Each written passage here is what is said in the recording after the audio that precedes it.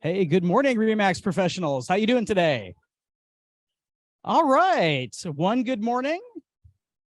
Any other good mornings? Okay, well, I got a morning. There was no good attached to it. Anyone else? Oh, there we go. All right. Good morning. Good morning. Hey, all right. Voices from the internet. Good morning. All right. So let's get going here this morning. Let's start with the pledges we like to do. How about Steve? Because I see you looking at something else, so I thought I'd say your name. You want to lead us in the pledge? All right.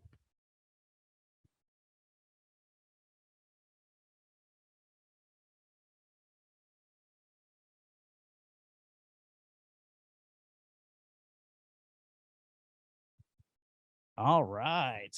So we're going to get right into it here. And I want to say thank you, as always, to our friends and partners at TAP and Model Mortgage for breakfast as well. So thank you for that, getting us going this morning. Yes.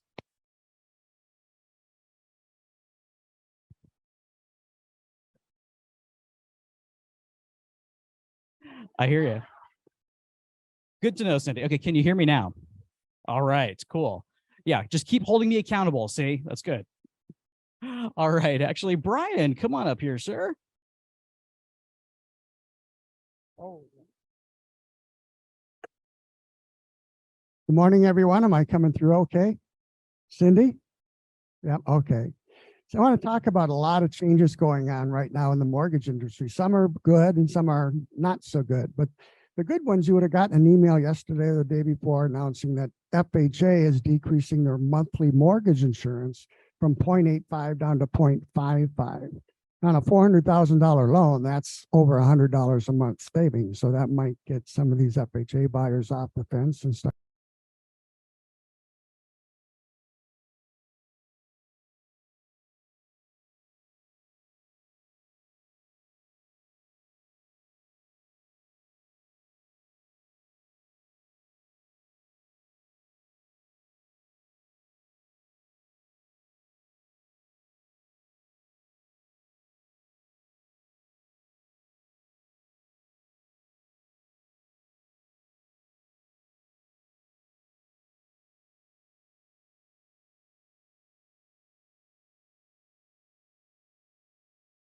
Perceived risk of the loan, and it's based upon the down payment and the FICO score that the borrower has.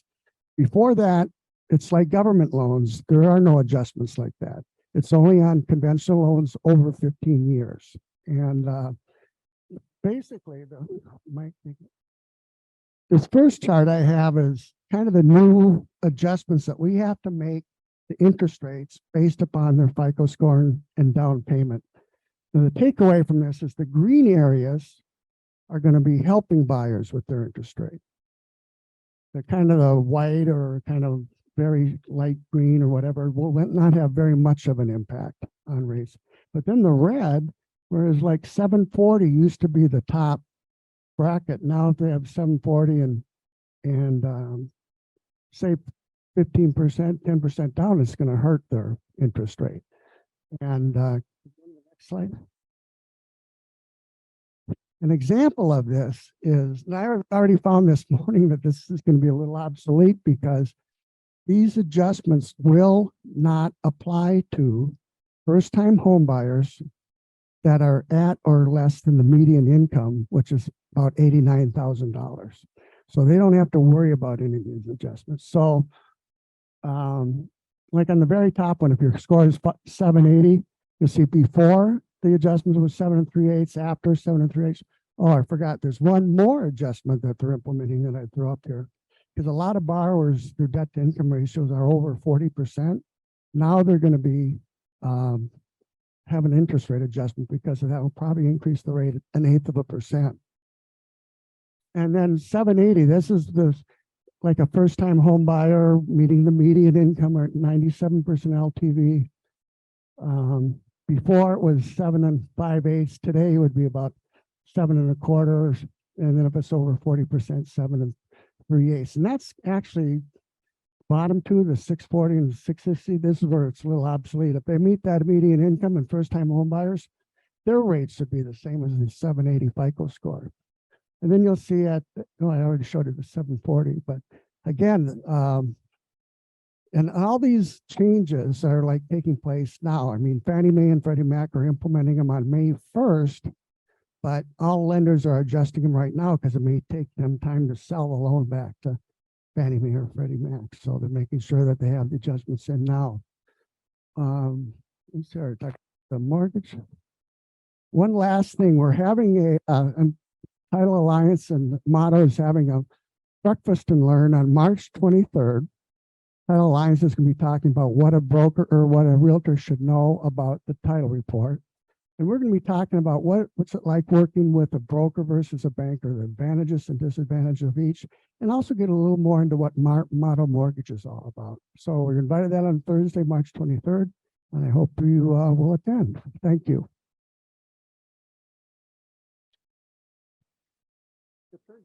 Hi, guys. Tina Powers. Can you hear me, Cindy? You're my sound check. Thank you. All right. So, yeah, I probably don't even need this, but hey, I just wanted to tell you guys everything he just went through.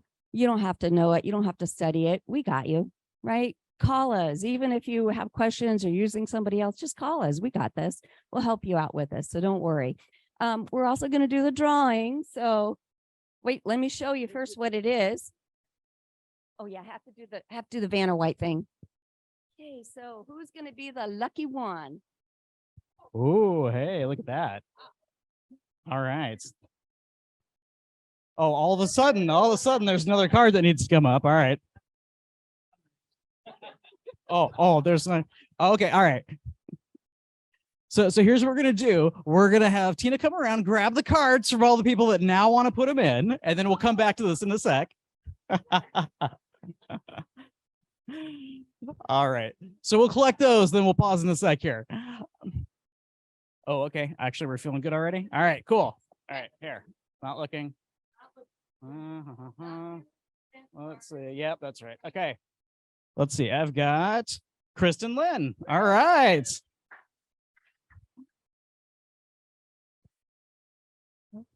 All right. And then if she just like gets up and leaves in about 5 minutes, we'll know how those paid off for her.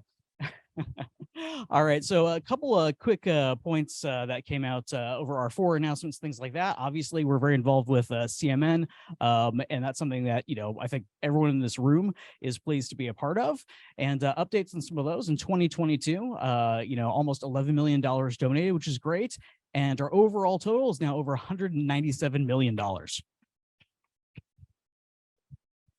So that's fantastic in and of itself. I think it's pretty clear that we're going to pass over that 200 million mark soon. And, we're all base 10 creatures, so that's fun. Cindy.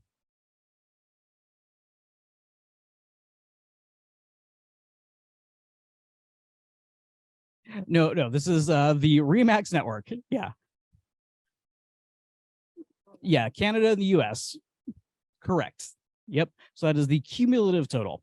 And there's a lot of great marketing materials around this. This is something that you can be proud of, put out there. I mean, any additional exposure there really just benefits Phoenix Children's Hospital, all those other great things.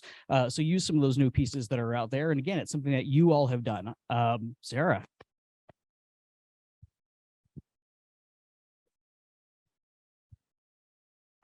Don't forget, we have 2 new locations being built right here in Arrowhead Ranch, right by our office, and then down in Avondale, also by our other office. So I think that's a lot of good opportunity to kind of squeeze the orange, because your guys' money that we raised is staying literally here locally. So it's pretty exciting to know that we've contributed to that. What are we at, about 500,000 total since opening? Yep, absolutely. So $500,000 from us. I think it's pretty good for the group of folks in this room. That's right. There you go. Well, and the other thing too is, a lot of organizations that donate, it's really just like there's something that they're collecting at the register from their clients or whatever. And again, this is from us here in the room. You guys specifically are contributing to this directly. So I think that's amazing. All right, another thing, who has looked at the new global referral platform? Okay. Couple hands. This is a good thing. All right. So I'm not going to go into any real detail here because this is a topic in and of itself, but the new platform that they've just rolled out is a fantastic thing. Allows you to connect with agents across the globe. One fantastic feature of the newer platform is the auto translation. So if you are reaching out to someone or vice versa in a different country, you don't happen to speak the same language, if it's coming through this new referral platform, it's going to automatically do that translation for you.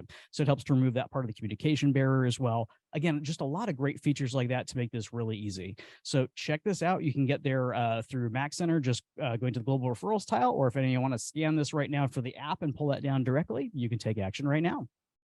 And don't forget, we have that big giant tech plant thing that's going in, right? So the Taiwanese chip plant. So I think we have a lot of opportunity, especially strategically where we're located in the Valley. I think there's some great opportunity there for global referrals. Absolutely. And you know, I see Christy up here in the front row grimacing as Sarah's mentioning that, because that was one topic we had at R4, since that is on point for today. You know, she's like, oh my gosh, I completely missed finding that whole group of folks at the Global Referral Exchange in person for, you know, the people involved with TSMC and all that. So take advantage of that. There's still a lot going on. There was just an article in Phoenix Business Journal, I think yesterday, day before, about another, you know, charter flight that TSMC brought in with 300 additional employees. You know, just landed here. They're getting them situated. Again, lots of opportunity there. So when you're creating a profile for this, I mean, obviously mention the things that you're great at, but also mention some of these opportunities as well. Obviously, Arizona is a big destination for those corporate things as well. Doesn't hurt to mention some of that. If someone's looking, you know, you might just get that extra hit there. All right. And I will let Nick Bailey show this to you here. This is a little clip from the opening general session. But the new 2023 ads have been rolled out. There's great stuff. I think they're really well targeted to some of our basically, you know, how the market has been changing recently, which I think is great. And as always, they're putting the focus on you guys, but some really great pieces out there. So we're going to talk a little bit here about, you know, being visible to people. This is one great way to do it. But here, I'll let Nick explain. Get loud and use what we have. One great way to do it that really helps in looking professional are your ads. So I want you to take a look at the new ad campaign just launched for the US and Canada. We combined both of them. Have a look. Take the night to consider each of the offers. Thank you, Alex. Thanks, Alex. Rosie, I don't want to know. Hey, Alex. Hey, I want to swing by and drop something off for Rosie. Come on by. So she journeyed across the sky, never to stop nor even try. I think you're gonna want to see this.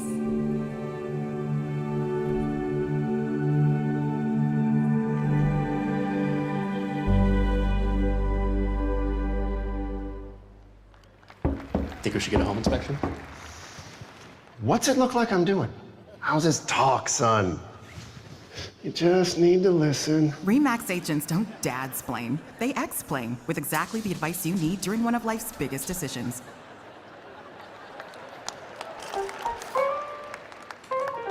Should I be selling right now? I gotta get a bigger place. What's my house worth? What do you think? What's my house really worth? Do we need to renovate? Okay, that's pretty. How do I buy a house? What if I don't have time to see it in person? What is going on with this housing market? Don't worry. I can take the guesswork out of it.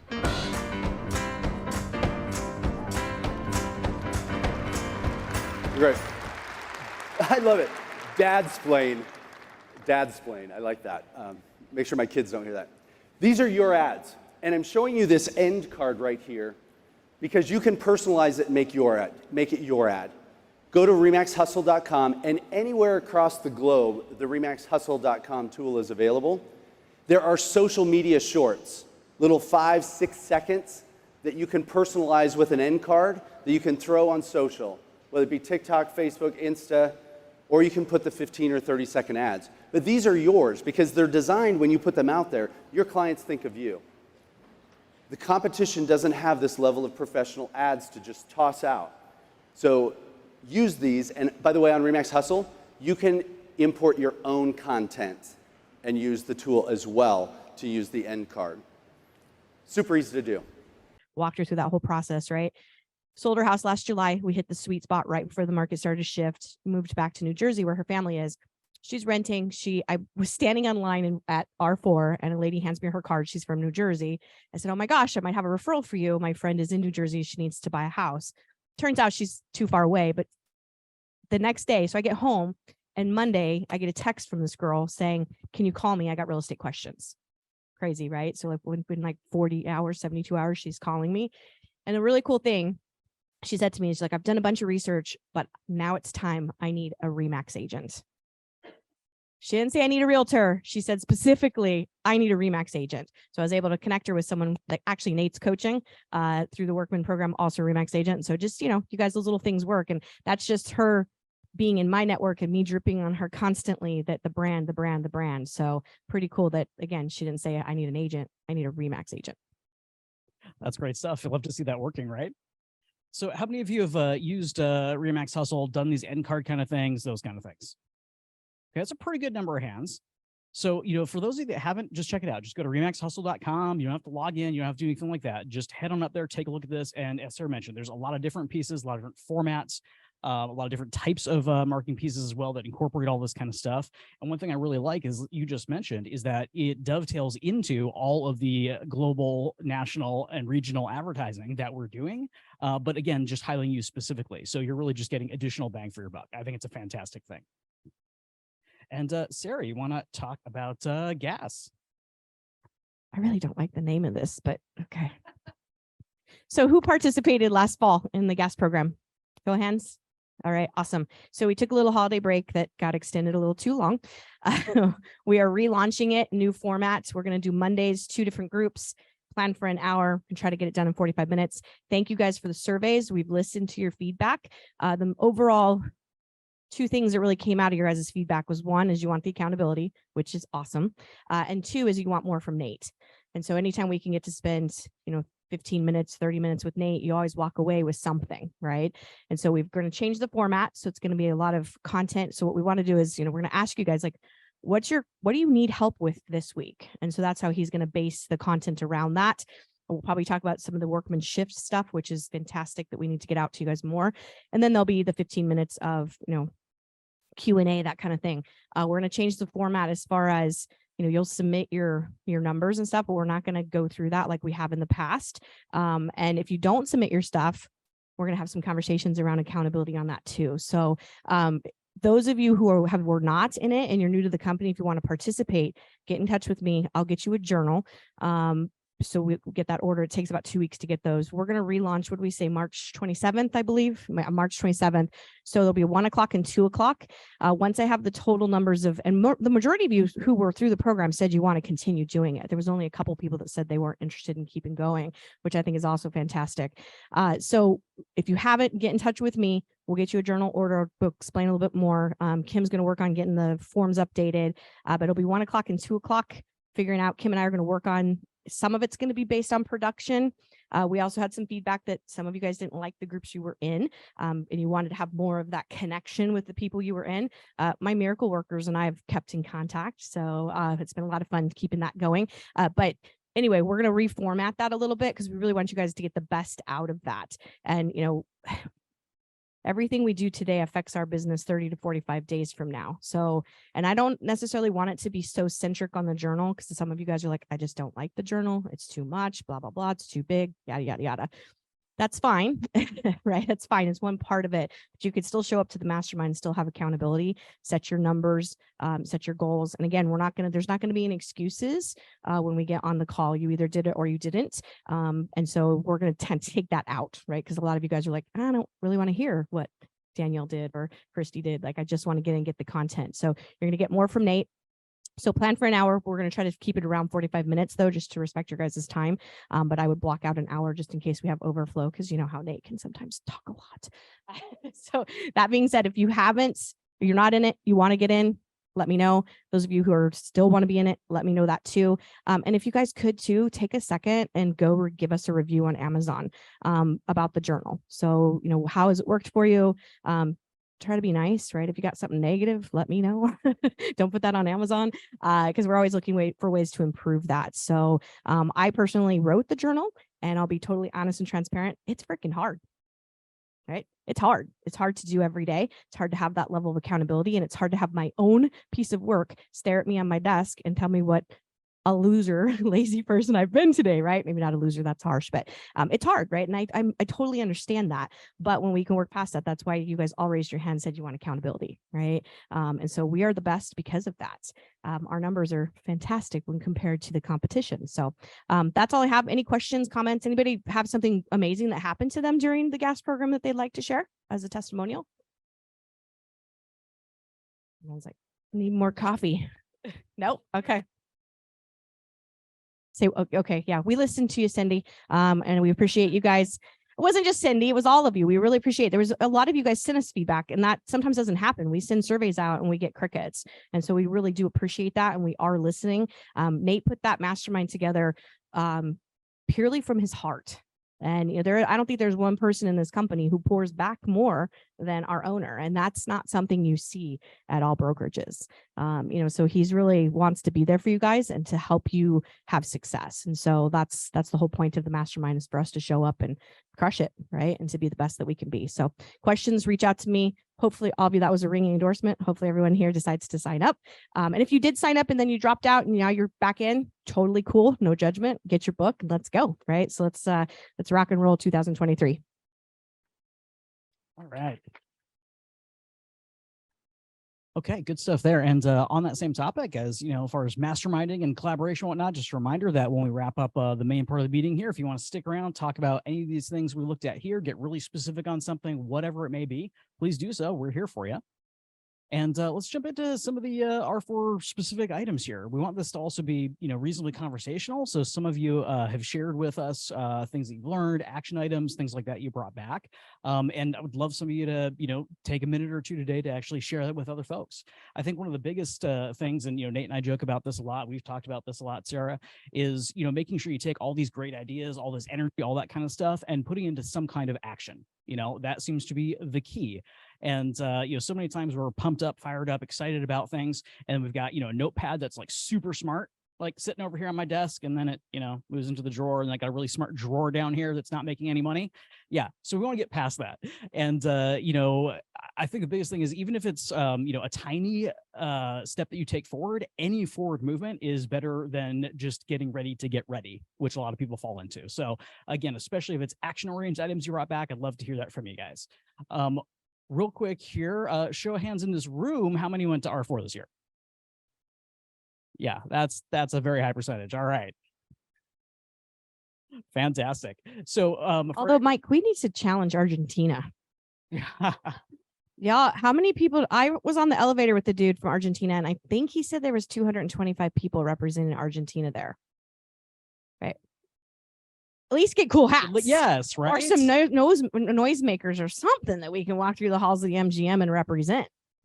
Yeah, there's some good stuff out there. Yeah, that's one thing you should mastermind for next time is, how loud do we want to be visually as well next time we're there? So if you went and want to see it again, or especially if you didn't go, just want to remind you that the opening general session is available to stream in RE/MAX University. That's available through March 15th. So a lot of great information there. And you guys, that's the story that Dave Linegar told. There were things in that, and I've been with this company 25 years, and I'm sure Shannon can attest. There was stuff he shared in that opening session that we didn't know, like RE/MAX got taken down by the mob.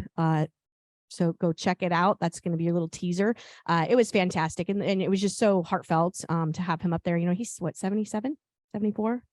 Starting a podcast, which he drops the information on that. So he's not stopping anytime soon. It was just a really great opening. And the story of RE/MAX, if you don't already love the company, you're definitely going to fall in love with it after watching that. So it's what was it, about an hour? Yeah, so Dave's portion of that is like, the first hour or so, but then we got Bear Grylls on there, got a lot of great stuff from Nick as well. So it's 3 hours in total, but, take it in chunks or just, make an evening of it, but it's well worth your time. It's really great stuff. And yeah, Nate even said after that too, he's like, I didn't hear like half of that. I've been here forever. Well, I think it's because he said they were dead. Yeah, I think some of the threats kind of eliminated themselves there. Yeah. All right. So, as Sarah said, Nate is passionate about, helping out, giving back, all that kind of stuff. He's not in the room today. So he did record a video for you guys. So let's take a look at that and some of his feedback from R4 here. Hey, RE/MAX professionals. As you can see, I'm not there with you today. just got back from the Remax convention last week, and yesterday we started the Blackstone Wild Donkey Golf Tournament. It's been going on every year, playing with my son Nate again this year. But what I want to do is reflect on the 32 R4s that I've been to, and the first one I went to, I was kind of overwhelmed. I was like, wow. I must have said wow 100 times that week. And I did the same thing this last week. But a couple things I just want to call out. Being part of one of the greatest brands is important, but I'm going to tell you, you need to push it, right? You need to get loud with you. You're your own brand. Using Remax as the umbrella of your brand is important. So our very own Steve Padilla out of our Avondale office, Steve's been with us for, like 20 years, and he started on the Frank Russo team back in the day. And he had a bag, and he had like a survival kit for the convention. Inside that bag, he had this postcard, and this postcard has all his information, telling him that he serves the greater Phoenix area. Here's a map of Phoenix with all the cities. Great job, Steve. Oh, but wait a minute. He has more. He had branded chapstick with his logo. This came in very handy for me. I went back up to the room just to get this because my lips were so dry from running around talking all day at the convention. Wait, there's more. Branded hand sanitizer, okay? Just pop that off, give a squirt, and you're good to go. Steve did a pretty good job. He had this little package that also had his business card in it, and inside that package was a screen cleaner. Look at this. Look how beautiful that is. So his logo with the mountain and the Remax logo himself, and then also his service area. So, you can clean your glasses, you can clean your phone, you can clean your computer screen, whatever that is. Steve made an impact, okay? Somebody else made an impact that was there. And I just read her story today on Facebook. 5 years ago today, she joined Remax. Actually, it was yesterday that she joined Remax. And what she basically said was she was stuck at independent, making about $80,000 a year. The first year, she jumped. Within 5 years, she's now making over $750,000 selling real estate. But what's her key? She goes to the convention, and again, she markets herself. She markets herself as a veteran for one, and as a Remax agent too, right? And a couple of years ago, I met her at where was it? It was in Florida when Remax had the only real estate conference where people came during COVID to go to, and I went to that, and she created these are basically masks that you would wear over your neck like this, and she created these and handed them out, and it has her name there. And it's funny, I've used this skiing, I've used it, traveling on the plane, used this as my mask when I was wearing a mask. But this year, and she dresses up red, white, and blue. That's kind of her theme, okay? This year, she gave away socks, and these were a big hit. At the awards banquet, she went to every table, introduced herself to all 10 people at each table, and gave them a pair of socks. She didn't dance. She went around and worked the table. But again, what are you doing to market yourself? She uses the Remax brand. Of course, these are branded with her name on the bottom, and always branding herself. So going back over my 33 years of going to R4, I can tell you this. The people that are focused, branded, going to the events, trying to sit front row, whatever it takes to be noticed, are the ones that kind of get that little extra squeeze, okay? I too happen to have a chapstick. We made these for one of the golf tournaments that we do every year for charity. And this is what I came back with from Vegas. Basically, I had a few chips left over, but these are the chips that I took out there, okay? I have the Remax logo and my logo on there. So again, just an easy way to give these. This was easy. You just pull them out of your pocket. Didn't have to carry a big load with me. Bottom line is this. You're a Remax agent. You're great. Promote yourself. Get loud, guys. Get loud. I mean, if that's on Facebook, if that's doing open houses, Instagram, Reels, whatever it may be, you'll see 4 or 5, maybe 6 videos of some people that gave tips while we were in Vegas. I had Jason interview them, so you can take a look at those shortly. Anyway, have a super day, have a super meeting, and again, I am so sorry I'm not there. Hopefully, we're winning our flight and having a great time. Have a great day, guys. Bye. Take a look at a couple other folks that we did interviews with from other areas while we were there at R4. They've got some fun information to share as well, some of their key tips, and I think you'll enjoy that.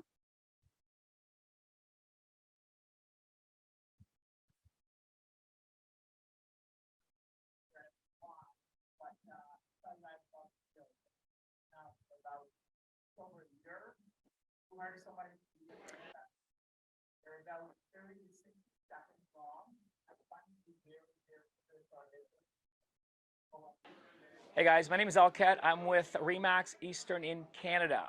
Nate asked me to speak here. I don't know why, but I'm going to tell you guys about reels. I've been doing reels now for about just over a year.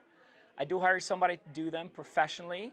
They're about 30 to 60 seconds long. I find it to be very, very good for our business because people can go scroll up on Instagram, on TikTok. You can reuse that video as well on your YouTube channel as well. All right, and here, we've let's had take a look who we the were just talking reason about, that I actually. do them, as a matter of fact, is my first time that I ever did it, I got a listing the next week, which I double-ended it. So highly recommend, if you're not doing TikTok or Reels, get on them. They work. Hey, I am Elizabeth Baker from Charleston, South Carolina, and this is my soon-to-be teammate, Bo Taylor. Hey guys. So I'm a Marine Corps veteran. I brand the heck out of my Remax stuff, and you don't have to spend a lot of money to do it. Example, this is a cheap suit off Amazon. It's the red, white, and blue. It goes with the veteran stuff. I don't know if you can see his shoes. We'll lift up our shoes and socks. These are my branded giveaway this year, and it has our information on the bottom with our phone numbers, our city, and our state. This is a Goodwill shirt and an iron-on from Etsy, and everybody has complimented it. We are so excited to be here, and if you use the balloon to your advantage, as I'm teaching Bo here, and he's catching on, we have the Gay Pride Remax balloon, and he has the badass one. You can really just do great things and let everybody, not only in your sphere locally, know, but especially when you come here to R4, let people know who you are, stand out from the crowd, give away some good swag like this, and people will hunt you down like, where's Waldo? So we love you from Charleston, South Carolina.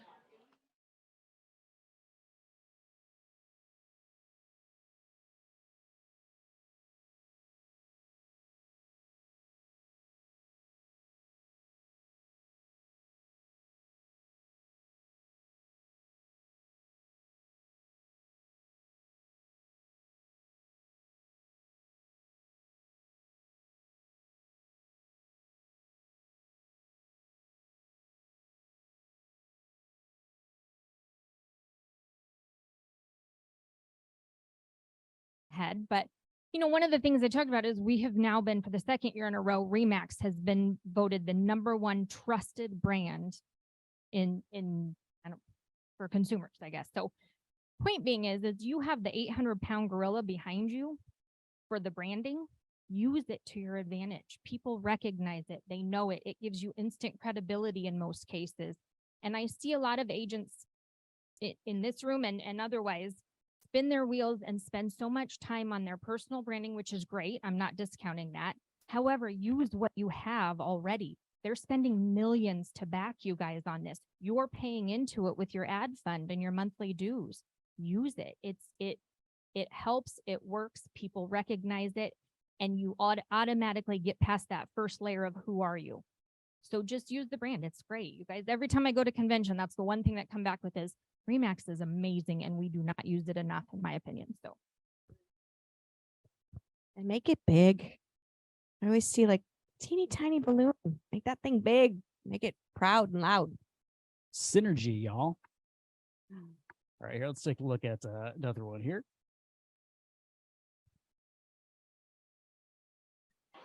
Hey, this is Tim Hill with Remax.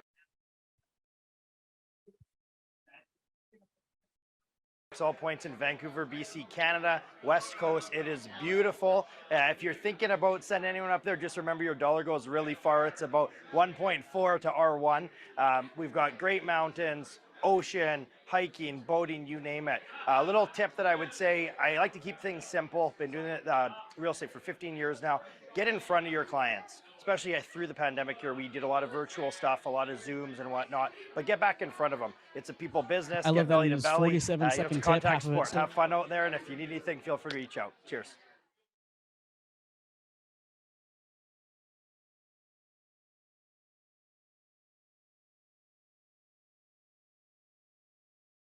Hey, I'm Scott McDonald with Remax Gateway out of Northern Virginia. I've been in the real estate business now since 1988. And the one thing that I do and have always done and coach my agents to do is to maintain contact with your database, with your sphere of influence, and grow that sphere of influence by providing them with valuable information about the real estate market, what's happening, because the media is so negative. We need to be the positive force in the real estate business to help our clients make the right decisions when they're looking to sell or buy a property. And one way to expand that is through the absentee owners in your area.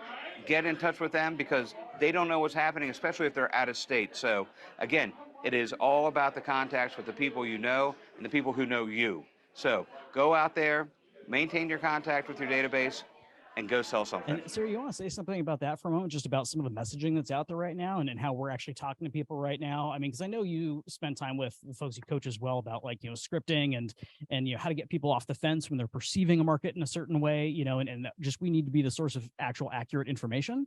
What would you say on that? Well, I think one of the overarching themes that was said a lot throughout different sessions, keynotes, was your words matter. Not to quote the words being said on the stage, but that was what was being said, right? Your words matter, and how we perceive things, how we put things out there, it matters. And I think we have to be champions. Years ago when the market was crashing, literally the market was crashing, I was at the Safeway by our office and I had a hoodie on, Remax logo. And the lady I'm checking out, she points at my shirt and she goes, "Oh, you're in real estate. I'm sorry." So I had to take a couple minutes, hold up the line, right? And that guy in the checkout line, to educate her why it was still a great time to be a homeowner. And even in the midst of people committing suicide, abandoning their pets, their children, right? The market was really crappy then. So I think we have to be good stewards of that and always be a message of, that homeownership is good. And we talk about in the shift, 13% of the population is still going to move regardless of interest rates, who's in the White House, what's happening, right? Inflation, no inflation, recession, no recession, because there's still marriage, there's still death, there's still children being born, right? There's still things that happen in people's lives that cause them to move. And I think we need to focus on that, right? Who's your 13% in your database that's going to make a move this year and go after them. So, and I think what did Nick Bailey said, that we don't need leads, you need consumers who are ready, right? That are ready to make a move today. And again, another overarching theme was your database. And that's not rocket science, right? And that's not something new that I'm saying that's sexy and cool. It's just the reality of it. Your database is where the gold is at, and keeping people in there and then keeping in contact with them. So your words matter, right? We're all human. None of us are unaffected by the sensationalized headlines, right? But we need to be louder than those headlines, especially when it comes to our database. There's a company, Shannon might touch on this at some point, but there's a company out there that's going after your people and getting them to sign a 40-year contract if they ever want to sell their house, that they have to contract with them. It's now being investigated, but that's a really good talking point. They are in Arizona. It was like 600 homes that 700 and something now that they've got people, and it's being investigated. But what a great call, especially if you've got elderly people in your database that might get bamboozled by that. So it's a really good way just to love on your people. So I don't know if that was what you had in mind, but that's what I had to share. We're discussing. That's what we're doing, right? That's good stuff. And like you said, I mean, yeah, there was a lot of talk about messaging there. And again, I know a lot of you in this room were out there with us. What was one particular example of a word that a lot of people are using for the market right now? The market's what? Shifting. There's a C word as well. Careful. Crazy, right? Oh my gosh, this market's crazy. It's literally insane. We don't know what it's going to do from day to day. I mean, would you say that's a fair characterization? Not sure. Okay. Well, I mean, here's the thing. It's challenging, right? That's a different one. It's complex, right? There's another good word for it. But, if we're putting out there and saying, hey, it's crazy out there. Oh, hey, you're a realtor, right? How's the market? Oh, it's crazy. Well, what is that doing when we're saying it's crazy? We all heard it a bunch at R4 as well. Okay. Turns people off. Does that say that, hey, I'm someone that's in control and can help you here, when I'm saying it's crazy? No, right? Yeah. So just think about even that as you're putting that out there. Yeah, like it might be a fast market. We've moved into something where it requires a lot of skill, but is it actually crazy? Do we have no control? Do we not know how to help people navigate through it? No, that's not true, right? But that's what a lot of people out there are still saying, and it's easy to fall into that colloquial language, that sort of thing. I think it's really important to think about, the specific words you're actually using on some of that. There's a guy in Florida. I don't remember his name. You probably could just look him up. He's on YouTube. He's a YouTuber. He's got I don't know, 8,000 followers or something crazy, maybe more than that. He's reporting on the Phoenix market. He's in Florida, but he's using his YouTube channel to blast how bad the Phoenix market is. And so there's a lot of that happening. And he's not even here, right? He doesn't even live here. He doesn't have access to local information. So I'd encourage you guys, if you get an invitation to Tina, I can never say her last name right, Tamaru, with Tambor. Thank you. See, I can never say it right. With Cromper Reports, her information is hyper local. She really dissects it and gives it to you in a way that you can now share it with your people that, again, is local. So I was appalled at the comments and things on this guy's Facebook or his YouTube channel because so inaccurate. And keep it simple for the public. They don't use our terms. They don't understand all the nuances of what we deal with. Keep it simple. In reality, there's two choices if you're paying to live somewhere. You're paying your own mortgage or someone else's. So explaining that to people, regardless of all the other factors that are going on in the world and the rates and all these other things, those are the two choices. Which choice would the obvious person want to make? So I mean, just keep it simple when you're using the messaging. All right. Here, I got one more for you. Touches on some of that a little bit. Hi, I'm Nikki Thompson. I'm from the Denver market. And my piece of advice is do what you love to do. So I love numbers. I love statistics. They comfort me so I can comfort my clients. And that's where I go. And I've done that for the 20 years I've been doing real estate. And the other thing is just slow down. The market's going to change. It's going to always change. And if you are the one that talks slowly and always in control, it'll bring comfort to your clients. That's it. Thanks for having me. Yeah. And kind of like Shannon was saying, keep it simple, keep it intelligible, right? Like no one in this room has a challenge with speaking slowly and not going too deep into numbers, do they? No. Okay. Groans, laughs. All right.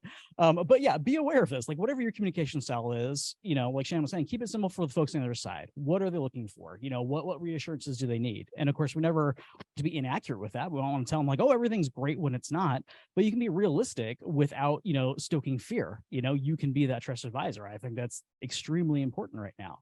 But what else do you guys have? I mean, we've had a lot of sidebar discussions, things like that about a lot of these topics. I think it's touched on a lot of those big things, but anyone else here want to share on like messaging, any of the sessions you were in with, client communication, again, anything out there? But I think all these overarching topics are really important right now. So I'll kick it off, Mike. This was from Dave Liniger's talk. His highlights, his 5 things that he pointed out as he spoke is surround yourself with great people. So, we create masterminds, right? Look around this room. We're amazing people here that are all willing to share. Pick somebody, go buy them a cup of coffee and ask them how it's going. What are they doing? Be fearless, do the right thing. Sometimes that's hard, right? And then earn trust. As we've shared, 2nd year in a row, most trusted brand in the world, which is huge. And then number 3 was invest in yourself. I love what Steve said about going early. Never thought about that, Steve, of pay the money and go to those classes, go ahead of time. Invest in yourself, right? Take a class, read a book, listen to a podcast, have a growth mindset, and then adapt to change quickly. And I think that's one thing that leadership at RE/MAX is fantastic at is they can see things. They put people in our path that can predict things. And, when Tanya was pregnant with Mila, Nate had a choice because she was supposed to be born like right around the same time R4 was happening.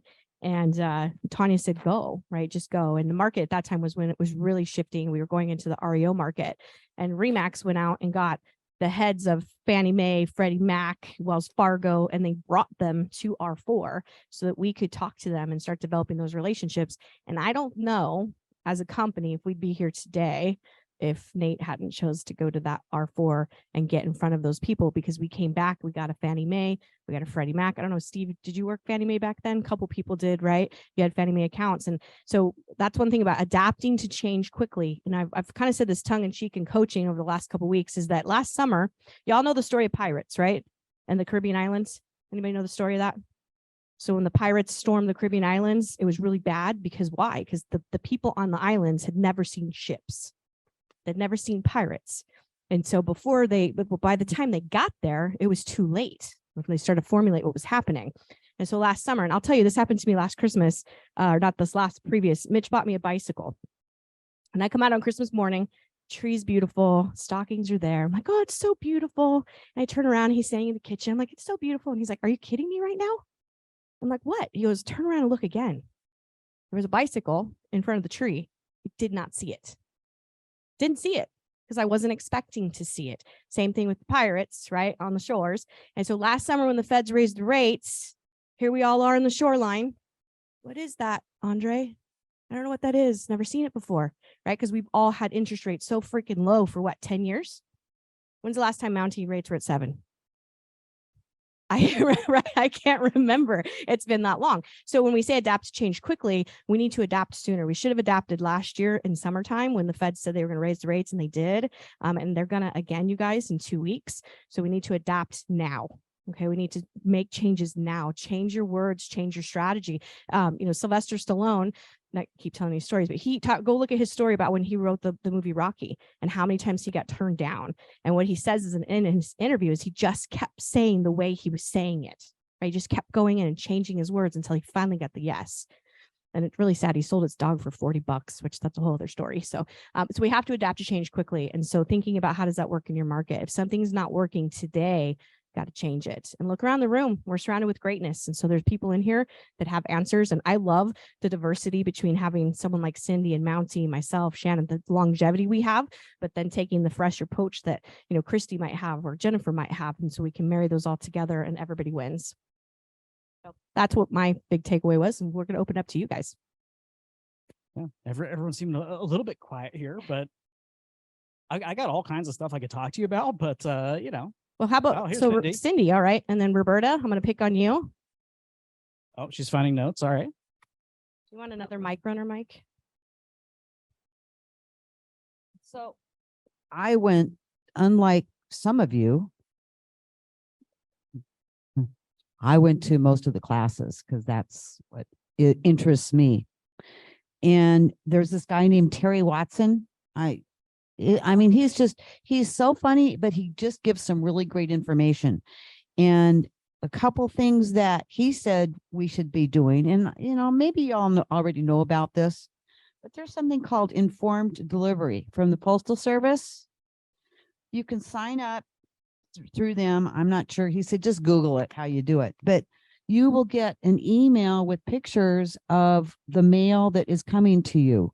So that way, ahead of time if actually the check is in the mail and if you should run to the mailbox ahead of time. I thought that was pretty cool. Also, that you should get ID theft insurance and make sure that it covers full recovery where you don't have to be the one that's changing stuff.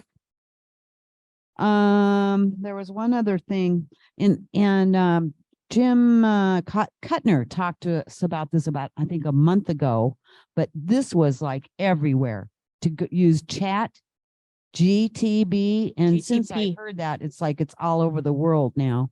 But I forget, I think it was Terry Watson. He said pay for the $20 a month, and what it does is, and what I'll use it for is writing my remarks on my listings, because that's hard for me. But it changes your words to sound good. And so Chat GTB, and to me, that's P miraculous. as in Paul. Instead of B, it's P as in Paul. GPT. Yeah. GPT? Correct. Yep. Okay, whatever. Google it. That's all I've got right now. Thanks, Cindy. That was a great share, Roberta. Oh, sure. So yesterday I got an account. I did not pay the $20. I had no problem getting an account. and I asked it to write, literally typed in write profile for Kim Frederick Remax Professionals. And it wrote out 5 paragraphs that blew my mind away. I am amazing, apparently. And I've been in the real estate 20 years, which is not true. But anyway, it's really cool. Love that.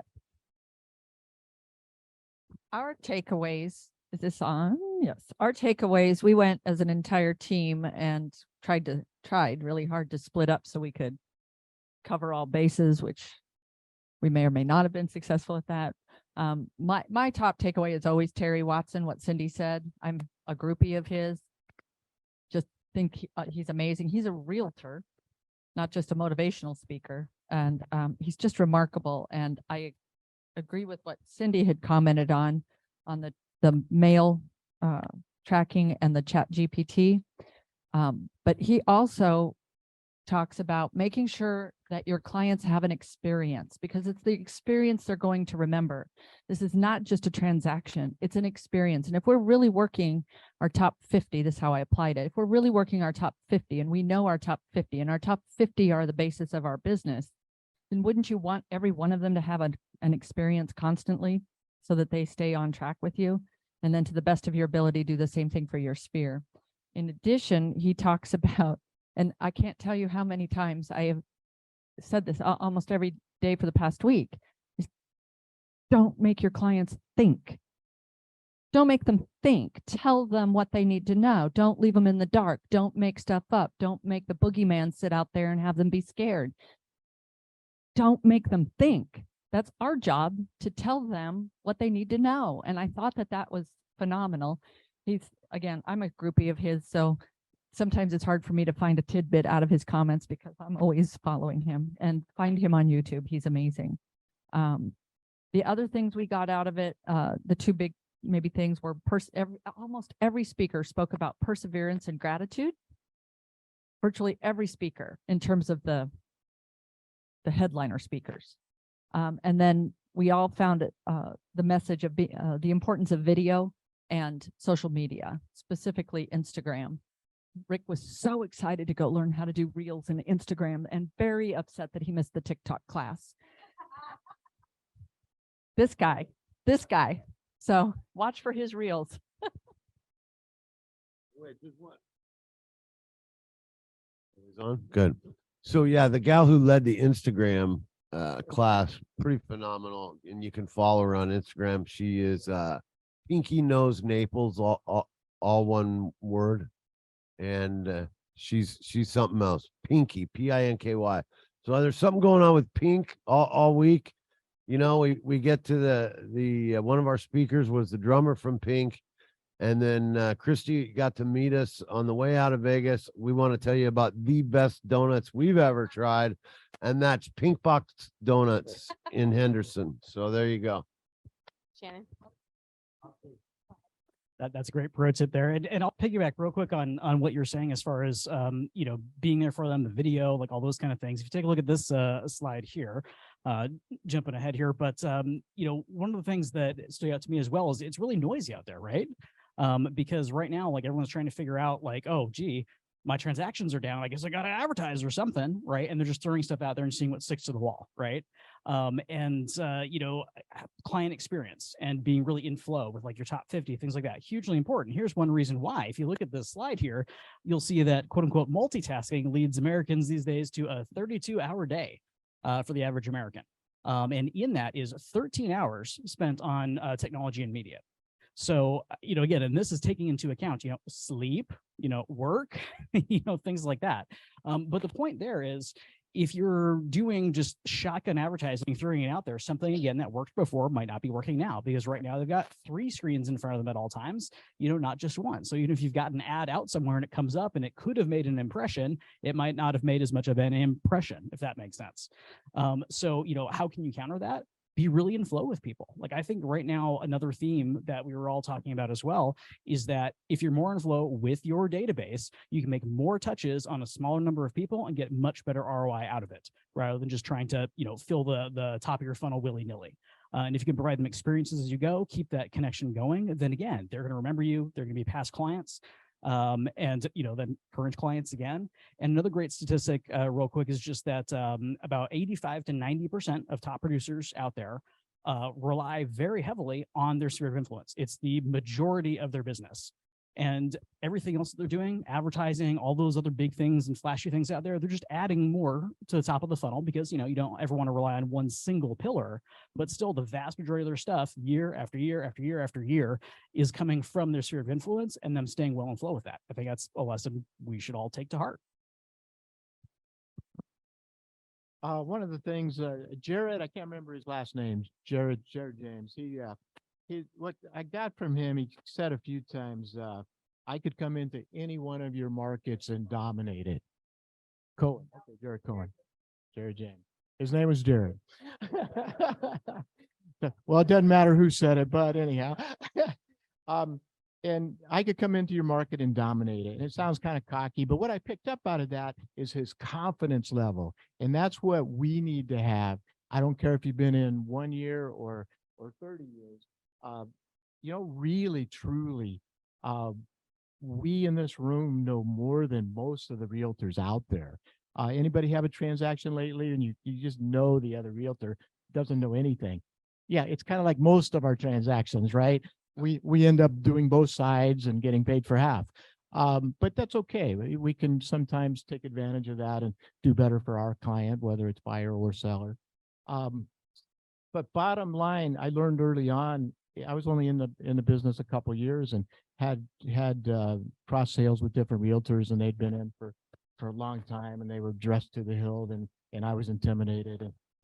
But as I talked to them, I could find out real quick, I knew more about FHA than they did. I knew more about the certain things of the area than they did. So what you guys need to do or take out of that is have that confidence. You really do know more than our competition. And to piggyback on that, the other Jared Cohen, who's the #1 RE/MAX agent in the world, spoke to us. And he said a couple of things. One, I'm an introvert and I'm really nervous standing up here in front of all of you talking. But he described how he did his very first deal, which was his girlfriend, then later, fiance, wife, yada, yada. So they stuck together, said, hey, sell my parents' house. And it's a long story, which I don't need to get into, but it was a $200,000 house and it screwed up completely and it was a mess. And he just thought there's got to be a better mousetrap. So he went and found $1 million homes in this one community that nobody really ever heard of. He has made that his home and his farm.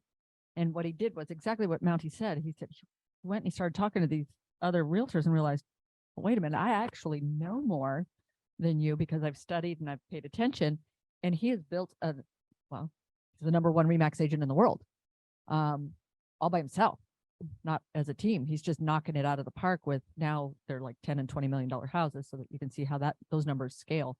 But it was amazing to listen to him talk about how nervous he was. But then he realized after talking to the agents who were doing $1 million work, he knew the same stuff or more, and he could provide the experience and the knowledge and the information and the comfort to his clients to get them to buy and sell houses.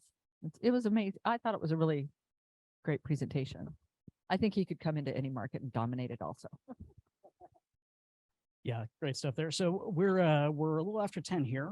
We're actually having some great discussion and feedback and whatnot now. So we're just going to kind of continue on here. So any of you that want to stick around and do that during our mastermind time, we can do that. If anyone needs to head out based on your schedule, we're not going to judge you. That's fine.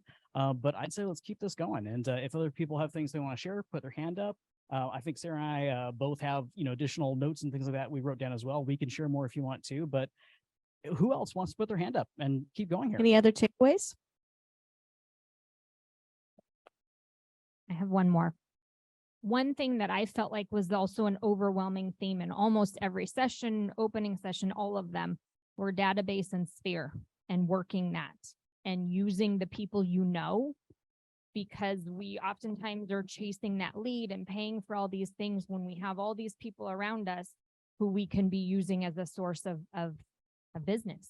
And really dialing that in and really paying attention to it and having a system for keeping in touch and going deep with the top 50 in your sphere. And then the other ones keeping in touch with them as well, and just constant, because they, even though they may not be the person, they may know somebody from work who's moving or getting divorced and needs to sell, or whatever their situation is, and really asking them for that business constantly.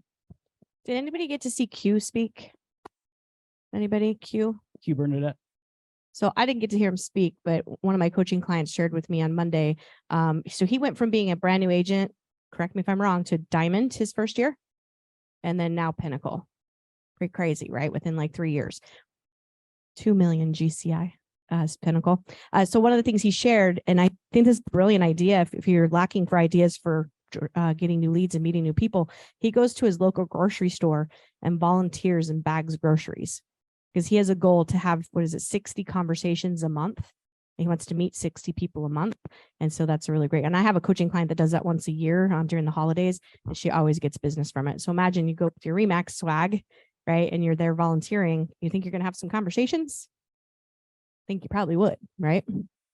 Yeah, and Q's fantastic. I spent a little bit of time with him in one of the sessions this time around as well. And again, those of us that are introverts, this is a lot of energy and maybe you can't keep it up, but he's hilarious, you know? And people ask, what was your secret? He's like, I talk to people. He's like, no, I just talk to a lot of people. I do it at scale. And you're like, okay. Exactly. And that's the point, is like, how does it doesn't cost me anything but it's time to be there. And, you know, and someone was like, well, give me an example. Like, what do you even say? I don't know how to approach it. He's like, what are you talking about? Talk to people.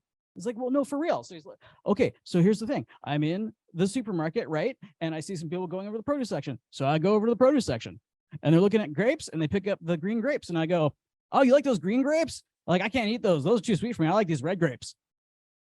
Hey, you need any advice about the real estate market? You know, it's usually not quite that blunt, but that honestly, that's his point. Or, you know, he sees someone going out to, you know, the parking lot, that's the word I'm looking for, you know, cart really full of stuff. He's like, oh, hey, can I help you load that up? That's all there is to it. Maybe he slips a card in there, you know, that kind of thing. But he's just in front of people. He's fun to be around, you have fun to talk to, and he just strikes conversations. Yeah, that doesn't cost anything. One more takeaway, which I realize I was a little late to the meeting today, but I have yet to hear anybody comment about KV Core. And I would say about 60% of this conference was centered around KV Core, how to use it, how to make your database work, how to make your sphere work, how to meet people, put them in there. And, you know, I've been with Remax for 21 years now, and we've gone through a few different Remax platforms, and Just a giggle, few. giggle, snuff. Yeah. And they've been frustrating at best. And this one, I really think people should dig in. This one makes a lot of sense and has some amazing features, which will just automate your life so that other people are experiencing a 32-hour day and you're not. And just so you guys know, the average user, a solo user, $450 a month for KV Core. The average team is paying $750 a month, and you get it. It's a benefit to us. And in addition to that, if, you know, Alex is teaching classes, I took a full day class, so I'm working with my team to try to get that platform up. It's actually got a team platform that makes sense, so you can shift in between team and individual agents. They also have options where you can actually pay someone $250 to just help you get it set up, so you're not pounding your head against the wall if you're sometimes technologically inept. Because I want you to succeed, Cindy. And Alex is teaching. You had a class yesterday, and then you have another class, what, the 22nd? Yeah. So he's done all the classes. I know Junior did all the classes. We tried to get to everyone we could. And every time there was a tidbit that was phenomenal. Of, wow, you can do that too. And it's pretty easy to do. And it all comes with BombBomb and video, you know, messaging and texting. And it's just really robust. And who was it, Sarah? There's a Remax team, brokerage that got KV Core some time ago. And their testimonial was, you know, if I ever get rid of, or if Remax ever gets rid of KV Core, all of my agents are leaving. If they had actually bought and paid for it for their brokerage before it was ever even on the radar, Remax, and she shared with me, if I got rid of it, my agents would all leave. And to, piggyback on that, not having a 32-hour day yourself. And that's one thing too that I took away from Cube talking, right? I mean, this guy is ridiculously successful. He does not have like a huge team or anything. And, he's doing literally millions of dollars of GCI a year. And, one of the questions they asked him was like, geez, well, how do you even like stay sane? He's like, my systems work for me. He's like, you know what? I'm a huge video gamer. I game for probably an average of 3 hours a day, 3 to 4 hours a day. I spend doing video games. I really like that. Unwinds me, etc. And like, and everyone in the room was like silent, right? They're like, how do you have time to do something besides all that? And he's like, we have all this stuff, like actually use it. If you don't know how to use it, ask someone how to use it. That's what's great about, the network. We can all help each other out. And yeah, again, like that's fantastic. If he can do it, without previous real estate experience, just making connections. But part of the point there too was, again, what's your best ROI, right? What's the highest and best use of your time? And like a bunch of people in those little videos said too, it's, being present with people. It's actually having those connections. So things you can automate, but automate with the intent of just giving you more opportunities to have a direct connection. That's all good stuff. Some people debating sharing something. You're with friends here. You can talk if you want. I was just picking on Leslie because she's a first timer and she referred to opening session as no coffee needed. Okay, good morning. So first time at the convention, I was pretty overwhelmed by the whole experience. I found it emotional, intense, invigorating, and just inspiring. And I'm not a new agent. I've been in this business 24 years and I felt like a new agent. And I felt very honored to be part of RE/MAX. I started out in RE/MAX back in 1999, RE/MAX Achievers.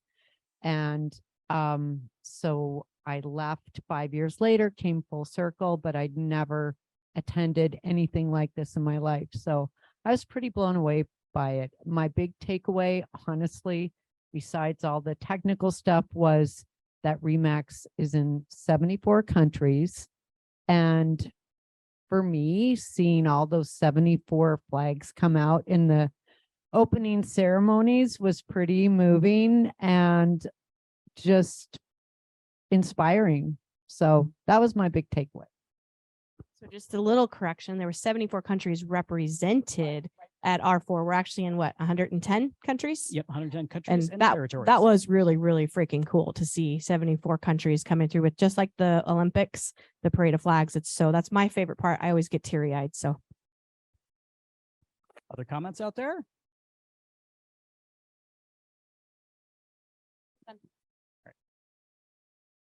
We got people online. I know. Okay, so, and this was Jared James, and I've probably heard this before, but it just struck me and I wrote it down. He was talking about, okay, so if somebody says, well, the other company will do it for 2% less. Well, it's good that they know their value. I just thought that was just super, I mean, it's like, and I'm sure I've heard it before, but that was, or no, he said it, at least he knows his value. And so that's something, I've got in my toolbox to pull out the next time, because I think that's just wonderful. As Nate will say, Jose, well, some people do. That's what they charge. That's what some people do. Go ahead, Kristen.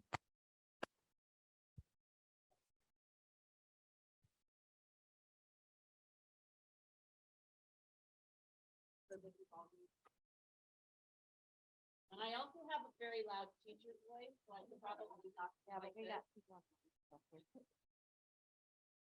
So my biggest takeaway was, yes, there's going to be challenges throughout your career as a real estate agent, but it's how you meet those challenges, and then also reaching out to the people that you work with.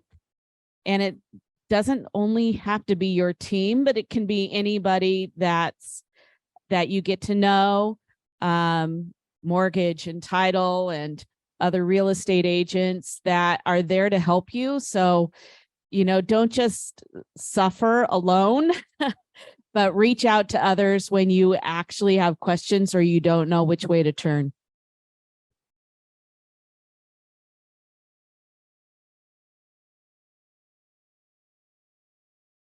Who was there for Flo Rida for the welcome reception? Come on, more than that was there, right? Who loved the end? The end of it. I didn't know this about him, but at the end, they rocked, by the way. Like that was not a welcome reception. That was a concert and it was amazing. And we were like right there. Nate actually got up on the stage and Donna and Kim got to touch Flo Rida. So it was pretty amazing. Never going to wash that hand again, right, Donna? But at the end, he shared something. He said he came out and he was so gracious, and the show that they put on, the love that they shared. And he said that he used to work at the MGM. He was a janitor at the MGM, and how cool it was for him to come back and see his name in lights and get to perform. And man, he poured his heart out. Like that was probably, I mean, I've been to a lot of concerts. That was probably top 10 best performances. It was that much fun. So, and I just want to point that out because, you know, the market, I got a lot of people at Coach that are really struggling with the first quarter, right? And thinking, do I need to go get a JOB or drive for Uber or whatever, right? So just think about being a janitor at the MGM and then flash forward and now you're a superstar. So it can be for anybody, right? It's possible for anyone. So I personally think when the market changes, the fact that we're in this room, we have a lot of opportunity. We have to lean into that. You have to lean into it, have more conversations, educate more people. And the easiest thing you can do that has no cost, pick up the phone and call your people. And if you're not sure exactly how to do that, or, you know, what to say or whatever, again, like I said, hey, talk about grapes in the supermarket if you need to, right? But also we've got some amazing systems too, right? Our 33 Touch program's got a lot of good ideas. We got the top 50, you know, that is crowdsourced with Workman, a lot of other agents out there. If you're not sure what I'm talking about here, but like, you know, want to do some of the stuff, you know, more consistently and intentionally, I mean, the tools are there. It's a solved equation. You don't have to reinvent the wheel. These things work, you know, amazingly well. And I mean, what's the current stat, Sarah? So like it's, if you spend about an hour a work day, hour a day, intentionally focused on your top 50, it generates on average how many referrals? 86. Okay. Who could use 86 referrals from people you actually know, like you, trust you, that sort of thing? And that's actually a true story. Mike Parker, who was a baby agent many moons ago. You guys, if you want the 8651 ebook, send me a message. I have access to it. Mike Parker said, I'm a new agent, right? This was way before we had online leads. He said, how do I do this? And so he made a list of 50 people who knew him, liked him, and loved him. And 1 hour a day, he loved on those people, and it resulted in 86 referrals. Tammy Slay, who's a master coach with Workman, has applied the same concept, and it's resulted, 1 year it resulted in 78 closed transactions. So the top 50 works, right? It totally works. So yeah, 1 hour a day. Like I said, if you want that book. And then real quick, and Jennifer's got a comment. I thought you said you did. No. Everybody know what so it's refresh, reunite, reward, and recommit. So that's why it's re-dash and then the 4. Say it again, Jennifer. Something. Did you guys hear it? Say it again. Refresh, reward, recommit, and reunite. So like re-dash and then that makes 4. Yeah, well, but when it's spelled reward, it's like re-dash. It's just like company. Yeah, they change that each year to try to, you know, fit market and whatnot. And Daryl and I were joking about that out there. We were trying to figure out what it was this year, but it wasn't plastered around the same way. So thank you. And I literally found it last night when I was going through some of the stats. It was on a bunch of the bottoms of some of the marketing material, but it's good stuff. Mitch kept asking me too. I'm like, I'm embarrassed to say I don't know what R4 stands for. And then I learned it. So yay. All right, Alex. So that's some feedback we can give them. But how about any specific action items? Like I said, I mean, all this stuff is great. It's inspirational. It sounds good. But like, you know, anyone want to share 1 or 2 things that they're like, this is what I am executing on. This is what I am doing. So I get some kind of benefit out of this besides just feeling good. I heard a couple people say they were going to go get some designations, that they were really inspired by CRS, GRI, that was an action item that some agents were going to take. And if we have anybody online too, Alex, let us know. Oh, Debbie, hold on.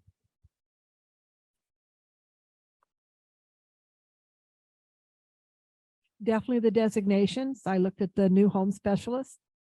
I'm going to start working on that. Anybody that doesn't have their CRS, I went to the CRS meet and greet. That was a lot of fun.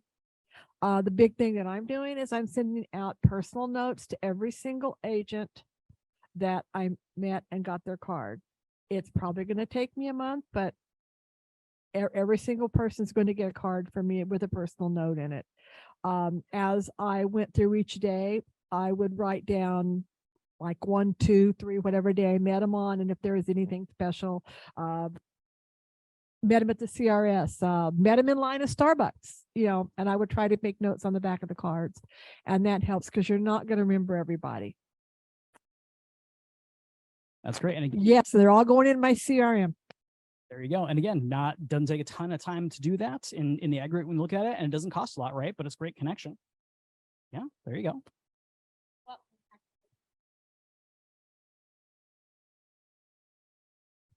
So, I mean, you guys are all independent contractors. You can get up and leave whenever you'd like. But like I said, I think there's good stuff here. There was actually a really fantastic session Sunday with Gary Ashton, #1 RE/MAX team leader in the world. And they basically just pulled a bunch of people together to go over, what kind of marketing is working, what kind of ROI are we seeing with different things, how has that changed in the last several months, those kind of things. And I thought there was some really interesting information in there as well. A lot of it was parroted back out during the rest of the convention in different areas. So, I do have some interesting things, interesting to me from that as well. I'm happy to share.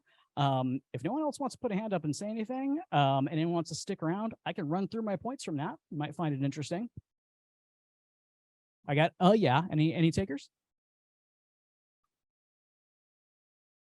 Okay, so I'll tell you what, let me jump to it. I'll go quick. I can go really quick. I won't go too quick, but if we want to get into more detail on them, but I'll try to get that out in the next like 10 minutes or so here, because some of it we've already talked about.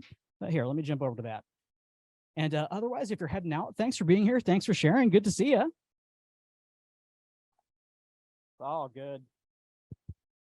All right. Okay. So like I said, I'll abridge this. So my top 3, I categorize this way: opportunity and abundance. We talked about that a little bit. Visibility and actual connection with your clients, targeting and efficiency, right? Getting your best ROI out of that kind of stuff.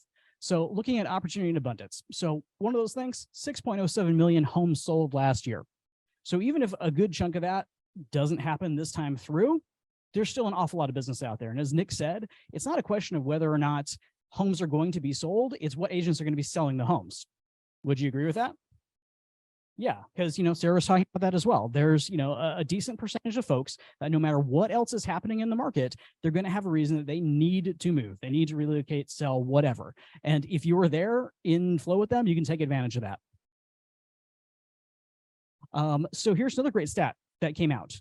Well, maybe not great for us, maybe. So during the last 3 to 5 years, when home buyers were surveyed, 80% of them, 80% of them feel that they compromised when making their purchase. Again, the market was super fast. We all know that. There was all kinds of, remote working stuff going on, a lot of things happening. You guys all know this, but 80% of those folks feel like they didn't quite get what they wanted. That's huge opportunity. Those are some folks that, again, are coming back into this market right now. So, keep that in mind. That might be some messaging. Hey, if it's not working for you anymore, let's talk about the opportunities that are out there. Another thing, millennials and Gen Z, as much as they're online and on TikTok and whatever, and there's all this influencer marketing, et cetera, what that actually kind of translates to for us is that they're also the generations that are placing the most value on an actual trusted expert in the field. So they'll go out there, they'll gather all kinds of information from wherever they can get it. They look at the entertainment factor on it and all that. But when it comes down to it, more than anyone else, they actually do want then that personal connection to talk to someone that really knows what they're doing. So, that's huge. And we mentioned this too. Guess what? Who's the most trusted? That's us, right? Lean into that. Along with that, millennials and Gen Z, they're also going to comprise the majority of the people buying in the market over the next decade. So connect with these folks, right? Be that trusted advisor, be visible for them. If you can have a little bit of fun with it too, add some entertainment value into your connections with them, that's not a bad thing, but just be there and be available. Another piece with the, most valued is they also are tending to be the most influential to other generations around them. So, as they've, grown up and whatnot, they're also most likely to be like, no, mom, you can't talk to Uncle Bob to sell your home. You need someone that knows what the heck they're doing. So, again, if you're in flow with these folks, they tend to influence others around them as well. You get that much more out of your sphere. So kind of interesting thing to look at there. As far as visibility and connection, I think we all know this stat. We've seen various versions of it. It always kicks around a little bit, but it's almost always somewhere around here. The high 80s, in this case, 89% of consumers would use their same agent again. but only 12% did. So why is that? They don't remember. Yeah, exactly. Because someone else is top of mind at just the right moments. And if you didn't have that experience, like you're saying, Roberta, if you're not really connected well to them, you're going to end up being in that 77% there that didn't get used again. And I mentioned this earlier, 89% of top producers rely on, their SOI and referrals for the majority of their business. Again, keep that in mind. More touches are required than ever before. So there were some interesting statistics about this. I'm not going to bore you with like graphs and things like that, but what it comes down to is, again, touches that worked in the past are not enough these days. So people are doing, 12 to 15 or so touches with what they call their past client database each year. That's not even enough to keep them as a past client. You may as well not be there. It's just part of the noise that we talked about, right? So you really do need to be deeper in flow with folks. The good news, like we talked about already too, like RE/MAX already does a lot of heavy lifting, right? You can piggyback off of all of the other marketing and whatnot that's out there currently. People know the brand, people know the balloon. You don't have to re-explain that you're an expert, that you know what you're doing, that you're a powerhouse and have tools, etc. Let RE/MAX do that for you, and then just lean on top of that. And like I said, it's really noisy out there. So I showed this a little bit earlier, right? Jump to this thing. So just keep this in mind as you're doing stuff, and, one thing that's on like the daily success habit sheet with workmen is one more thing, one more time, right? Just do a little bit more, just get a little bit more squeeze out of your day, that sort of thing. I would say keep that concept in mind when you're doing outreach and marketing. If you're going to do something, you're like, oh, that's good enough, do a little bit more, plus it, make one more phone call, whatever. Just, a couple more touches will make a huge, huge difference. And again, send the right message. I'm going to go deeper on this. There was some really interesting like scripting around that sort of thing. If we all want to get together at some point and maybe look through some of those things that they shared as far as specific wording and whatnot, I think it was really interesting. Some of that again was in Jared James, those of you that saw that, and the way he was approaching some of those things on like, even commission disputes or not disputes, negotiations, that sort of thing. But again, send the right message out there. Don't make it about fear. It can be about uncertainty because a lot of people have that, but they don't have to be afraid about the uncertainty, right? You guys can help them navigate. And if you're putting that hopeful message out there, that it's a complex market, it can be challenging, et cetera, but it's not a crazy madhouse that we can't have some degree of control over. Again, that's going to, believe it or not, differentiate you from what a lot of other people are doing out there. So even though they're seeing all this stuff about the market, if you're then like, the calm in the storm, the source of reason, and then some of those people see you as, again, someone that actually understands the stuff at a deeper level, they're going to come to you. So targeting and efficiency, like we said, focus on your best ROI. More touches, not necessarily more people. So I would say right now, and pretty much everyone in that room agreed, unless you're already at huge scale and you're just trying to like, add a little bit more to the top of your overall funnel, don't focus on going super broad. Work more with a specific set of people. Gary and a couple other folks were talking there about, they know what their customer acquisition cost is, right? And with some of their big campaigns they do, he was saying it costs them about $4,000 to get a transaction. And he's like, you can convert that all day long. If I spend $4,000, I'm going to get, a $10,000, $12,000 commission on that. That's great ROI. I'm happy. I move forward. So, okay. I mean, who here, if you could literally write a $4,000 check and know you were going to get the commission at the end, would go ahead and do that? Really? No one? Okay, a few nods. All right.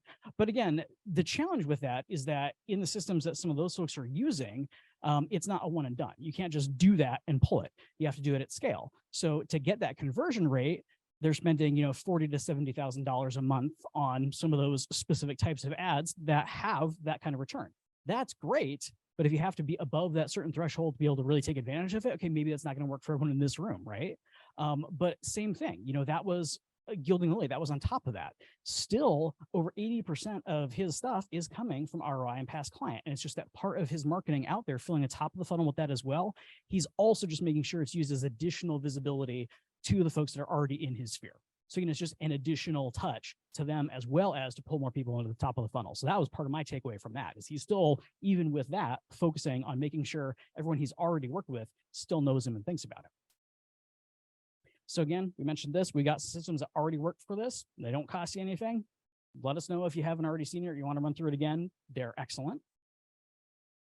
Okay, so be proactive. So this is another thing that was shared in here today, right? It was like, don't make your clients think. So I've talked to a number of people the last couple of weeks And one of them, for instance, like I was asking how she was staying in touch with, past clients. Hey, what are you doing to keep them appraised of the market? That sort of thing. She mentioned HomeBot, which is a cool tool. Obviously, our Armada folks can help out with that as well. But she started talking about how she was having a hard time getting some of her clients to agree to it. I'm like, okay, can you share with me more? What does that mean? Like, oh, well, they don't want me to set them up on HomeBot because blah, blah. I'm like, what reasons why? Well, they think maybe it's, it's like a free trial thing. It's going to cost later, or they think it's like a privacy thing or all that. I'm like, how did you even get into that conversation with them? I'm like, this doesn't make any sense to me. And she's like, well, because, I'm saying like, hey, if you'd like, I can set this up. Okay, moral of the story, I'm like, don't do that. Don't ask. Just set it up. Like, have it show up in their inbox. And if they click on it, cool, you're going to see that. That's wonderful. Now, again, like, we're not trying to like bait and switch them into something that is nefarious, right? I mean, yeah, if there actually was a cost associated later or something like that, sure, we wouldn't do that, of course. But when it's really just information for them, don't pause and agonize about whether or not you should do it or not. Just do it. And if they want to opt out, they'll opt out. Don't be obnoxious about it, but just set it up so they don't have to think about it.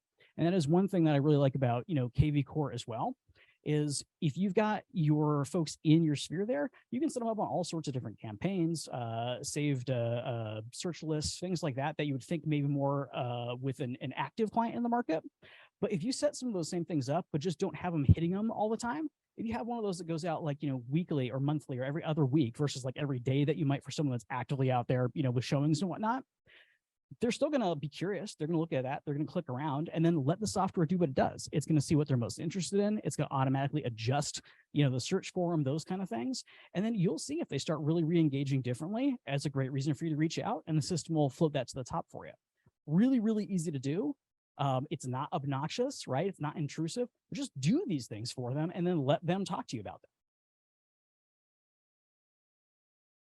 All right. And then, as I mentioned, if you are going to go broader with your marketing, if you do want, more just coming into the top of the funnel, obviously that's a strategy that still works, but I would still say, don't completely shotgun it. Don't go out there and just like hit every single person you can. Still be intelligent about that, intentional and focused. A couple of specific tools that came up like several times from a bunch of different agents, both, in that specific group, as well as just other folks at R4, are some of these. So searchresponse.io. You can just go to that website, and it's almost like a reverse Google is maybe the easiest way to think about it. So you can say like, I want to get someone here. I want to get them to my website, or I want to talk to people who are interested in this topic. It's going to then kick back to you, oh, here's what these people are actually searching for. Ultimately, when they get to like the sorts of sites you mentioned or whatever, there's a bunch of different ways you can use it and target it. It'll say, here's the topics, etc., that people are starting from to eventually get there.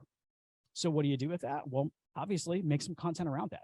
Now, it might have even been something you're going to do anyway. Maybe it's just a quick Facebook video. Maybe it's just, even a post you make on social, whatever. And you don't have to like spend all this time trying to tailor to it, whatever. How about you just take something that's roughly on that topic that you were thinking of sharing anyway because you had a bunch of questions, and just change like the title or the specific words in the description based on what this says. Then if someone's looking for that, they're going to end up finding your content. Oh, Siri found something on the web for me. Great. So I thought that was interesting, and there's a lot more to that, but you should check that out. Searchresponse.io. A couple of the others, PropStream and Property Radar here. They're similar, do slightly different things, but it's kind of like Monsoon or Remine on steroids, and connects you to a bunch of other data sources as well.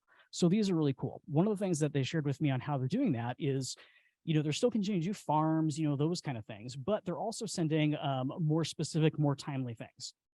So if like a property goes pending, they're sending something out to the neighborhood. Hey, your neighbors are this, just went under contract, some of that basic information. And then I'm not going to go over it here. If you need the scripting language, let me know, but we've a number of times, right? Like, hey, went under contract. I've got, other folks interested in this area as well. If you know anyone that might be interested in selling in your area, please let me know right away. That kind of stuff. That language works well, but how do you target it? So like you were saying, yeah, you can just do EDDM, right? And pick a neighborhood, subdivision, whatever. Sure, that's the way to go. But what he was saying is they're actually using, in this case, this gentleman was using PropStream specifically, but he's going in, he's looking at stuff around that property, and he's just really quickly filtering for owner occupants, right? Length of mortgage, just a few things like that. So that he's not sending those things. Hey, if anyone's thinking of selling, and he's sending it to, a renter, in an area that has like a high percentage of rentals, things like that. And again, super easy. You can search it, filter it, export it, and then they just take that CSV that comes out and they plugs it right into the system he uses to mail those, and that's it. It takes like no additional time. And also that's the kind of thing it's super easy to give to, you know, an ISA, an assistant, you know, that kind of thing, and let them do that a little bit more automated. Another thing on the total flip side of this, which I thought was really interesting as well, is they're using these same tools to look at ownership. And because, you know, again, some of these are very large, you know, producers, you know, someone's asking, hey, how do you scale up? How do you go from like the huge level you're already at and then continue scaling from there? And he says, well, you know, volume, but also, you know, volume per client is huge. So he says, I've got, you know, some investors that I work with that do want to buy properties, but, you know, they don't really want to do like onesie twosie things. So what he was doing is going in here and looking at different, you know, areas that are roughly in the kind of target properties he's looking for, and just pulling the ownership records and then just kind of sorting that and seeing like, gee, hey, here's an LLC that actually owns 12 over here, right? That kind of thing. He's going to open corporates. He's figuring out who those people actually are, and he's reaching out. Hey, I know you have a portfolio of properties in this area. I have some investor clients that are looking to expand their presence in these areas. If you're at all interested in selling your entire portfolio for cash, let me know. I'd be happy to talk about that. Yeah, right. And so what he's actually been able to do is, he said he had one transaction, I think he said it was 34 homes like that he put together at once. I mean, regardless of the price point on those, can you imagine like, you know, the kind of GCI that actually generates? And again, working with this investor, this institutional seller. That was pretty interesting. Now, maybe that's not something you want to directly jump into, but here is something that's kind of between those two things. Another thing that they shared that they're seeing a lot more activity with again is guaranteed sale offers, right? Because things are starting to sit on the market longer, they're worried about contingencies, all this kind of stuff. You guys, you know that. Well, someone said, well, yeah, I mean, I want to be able to do that, but I only have so much, you know, line of credit myself, so I'm going to jump in and have to do it. You know, where do you find, you know, those additional like hard money guys? How do you do that? Well, what one of them said is, yeah, there's places you can use. There's actual like, you know, retail companies we've seen, and they'll do some of that. He said, well, he does the same sort of thing. He looks in, you know, the areas, the markets he services, and says who owns a bunch of properties, who's still actually buying now and then. And he's just reaching out to them and saying, hey, I've got some folks that'd be interested in, you know, quick closes on properties I think meet your criteria. As those come up, would you like me to offer them to you? Right? And they're saying, yeah, of course, yeah, we're interested. And so they're running up their, you know, guaranteed purchase program, but now he's got like 5 other people that are actual real folks that are paying cash, et cetera, he can reach out to and say, hey, got this person's kind of interested, here's the basics, you know, what's your offer on that? And then he can present those back. It's just another source. So, you know, this is what I'm talking about. Like utilizing the data that's out there, it's not that hard to do. You just have to think about how to actually frame that as you're using it in your business. So those are just a couple examples. I got a bunch more, you know, data points and things like that. But I thought those were pretty interesting. And these tools in particular, there's a lot of ways you can use them regardless of exactly how you're trying to target those. Some of that stuff useful? All right, cool. Siri doesn't understand, but I think we do. So anyway, like I said, it went real quick through those. There's you know, a lot more depth on that kind of stuff. But again, that's kind of my takeaways there. If you're going big, still try to be focused on what you're doing and don't just completely shotgun it. And then even those people that are like producing, you know, literally billions of dollars of closed sales volume, you know, they're still really leaning into their spheres as well. And then just, you know, coming out on top of that in other creative ways. So anyway, those were some of my takeaways. All right.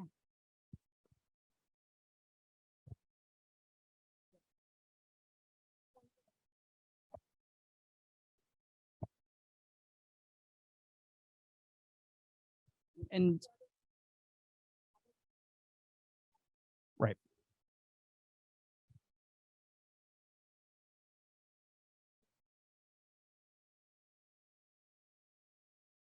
Exactly. And a couple of folks I talked to when we were trying to figure out, hey, what is your action item, right? Because they were just like, wow, it was amazing, but yeah.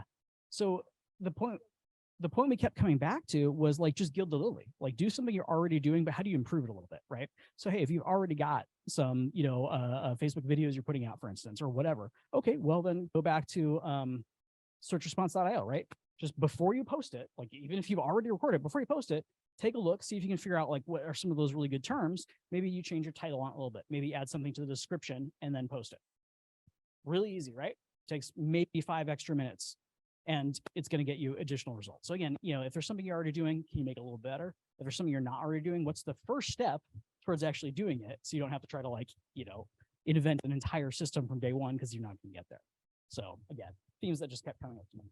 Anyone want to jump in? Anything else?